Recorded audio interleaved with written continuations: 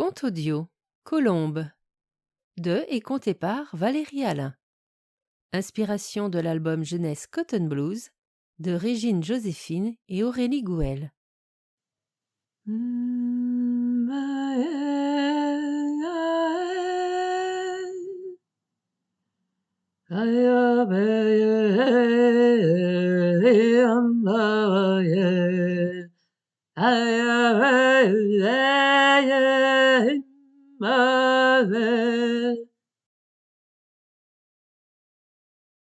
Parce qu'elle a vu un grand oiseau blanc peu avant d'accoucher, cette femme, cette mère, prénomme sa fille Colombe.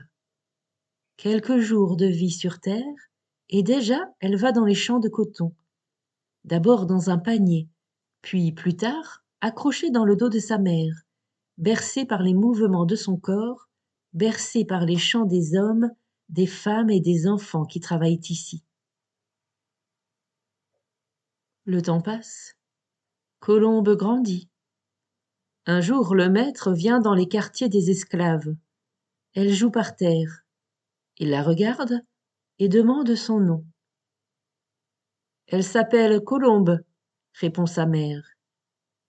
Il rit. La blanche Colombe, qui est noire comme une corneille, ricane-t-il. Il rit à nouveau. Quel âge? 10. Elle est grande. Qu'elle vienne dès demain au champ. Il repart. La mère prend sa fille dans ses bras. Ma Colombe, ma petite Colombe, ma douce Colombe, ne l'écoute pas, ma Colombe. Envole-toi, plus grande, plus majestueuse, vole. Elle répète cela plusieurs fois. Colombe ne dit rien. Elle ne dit jamais rien de toute façon. Ici, personne n'a jamais entendu le son de sa voix. Colombe regarde, écoute, entend, observe, mais se tait. Le lendemain matin, elle se lève avant le soleil, comme les autres. Elle avale sa farine trempée dans l'eau, comme les autres. Elle part sur le chemin, sac plié sur le dos, comme les autres. Les fleurs de coton les attendent. Coton, blanc coton, soleil ardent, fatigue, coup de fouet cinglant, douceur de la fleur, chaleur écrasante, chant mélancolique, travailler, ramasser, cueillir, sans se plaindre, avancer dans son rang, cueillir, souffrir, pleurer en silence.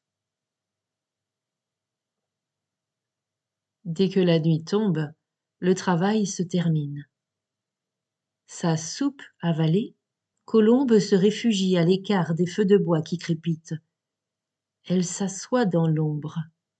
Là, la nuit efface les couleurs. Tout est noir, comme elle. Elle se met alors à sourire.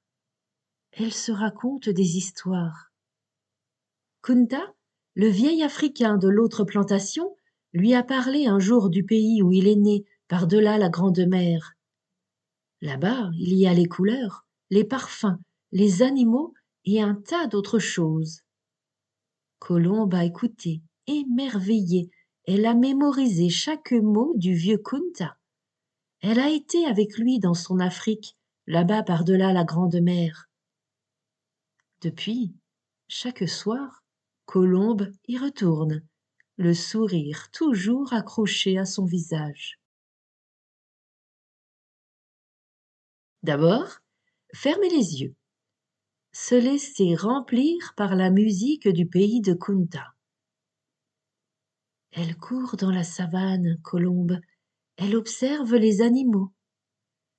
Les éléphants gros comme 4 chevaux, gris comme les souris, des oreilles comme des éventails géants, 4 énormes troncs pour les pattes, un nez qui ressemble au bec de la théière dans la maison du maître, mais immense, de défense, comme des pieux de barrière blancs, et puis une petite queue en plumeau.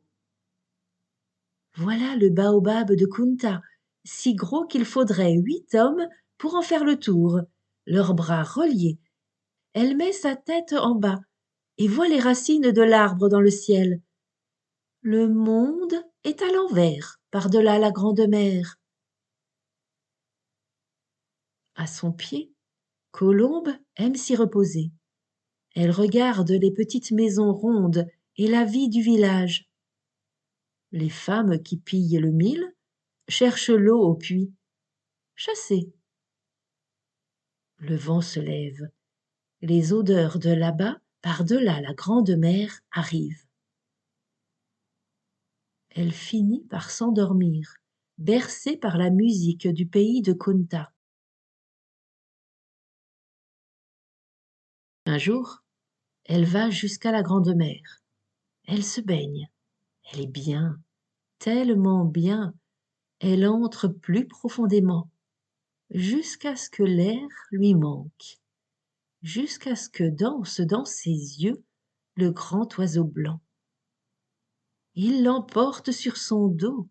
Elle vole, Colombe, elle vole au-dessus de la grande mer. Elle vole, elle regarde le monde de là-haut. Elle vole, elle sent le vent dans ses plumes. Elle vole, elle est le grand oiseau blanc, elle est Colombe.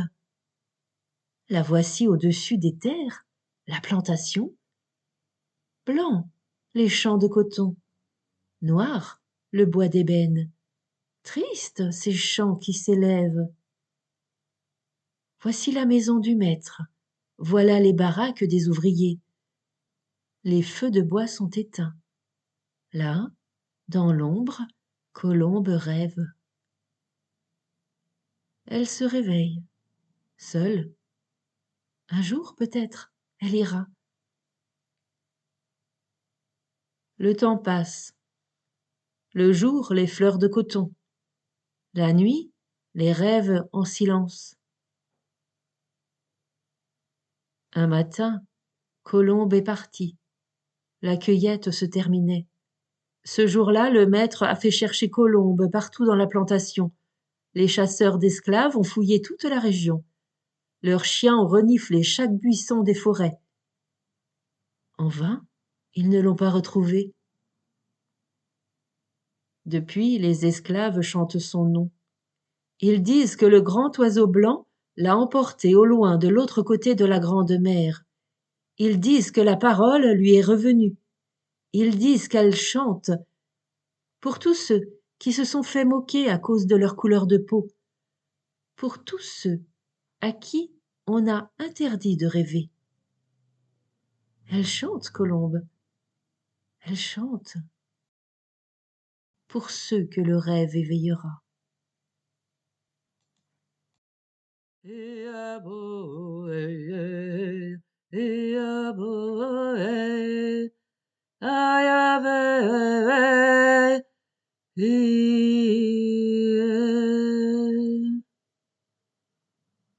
Merci de votre écoute. Je vous rends vos oreilles, cœur avec les doigts.